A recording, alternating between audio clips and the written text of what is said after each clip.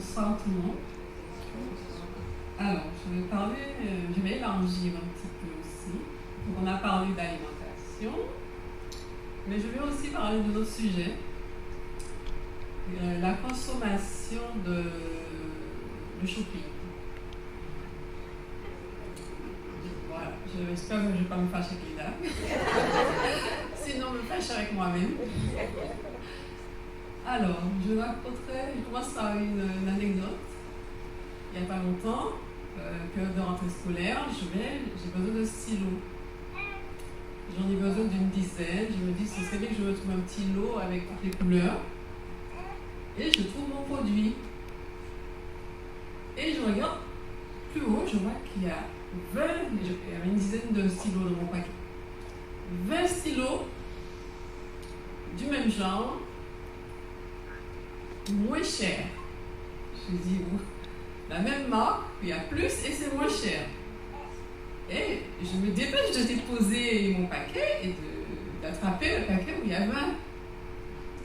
Après, je me dis, mais je ne consomme que ma juste part. As-tu besoin de 20 stylos? Mais c'est moins cher. En fait, je pense que c'est facile de tomber dans ce genre de piège. Je vais déposer le paquet et je vois plus mon paquet d'origine.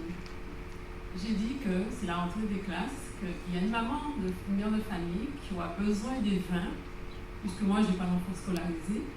Je n'ai pas besoin de stocker 20 stylos chez moi. Et c'est un truc que je faisais avant. Et pareil, ça concerne aussi les vêtements. C'est pas cher, j'achète 2, j'achète 3 paires, vous savez de quoi. Et donc ça pose un questionnement, une remise en question dans beaucoup de domaines. Que j'ai évolué depuis que je suis dans l'école Kimuntu, que j'ai dû donner pas mal de choses que j'avais en stock chez moi et que j'ai encore à donner. Et on se dit que pourquoi on consomme autant de biens? Quel vide cherche-t-on à combler? Et chez nous, on aime bien les soldes, les promotions, c'est gratuit. Est-ce que consommer gratuitement, est-ce que c'est anodin?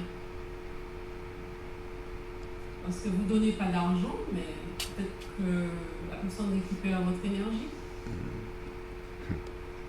Voilà. Donc, ma juste part, c'est aussi, il y a la quantité, il y a la qualité. Oui, on doit s'habiller. Oui, on doit avoir des biens matériels. Mais qu'est-ce qu'il faut choisir? Est-ce qu'il faut une réflexion poussée pour savoir si c'est cet article-là qu'il vaut mieux prendre?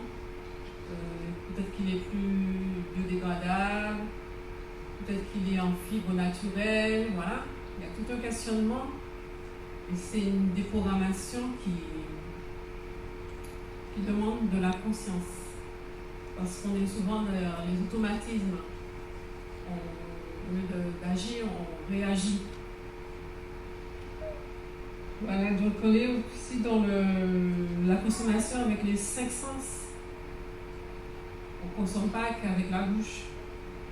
On consomme avec tous les sens. Et pour finir, je dirais que le philosophe avait dit « to be or not to be », c'est ça la question.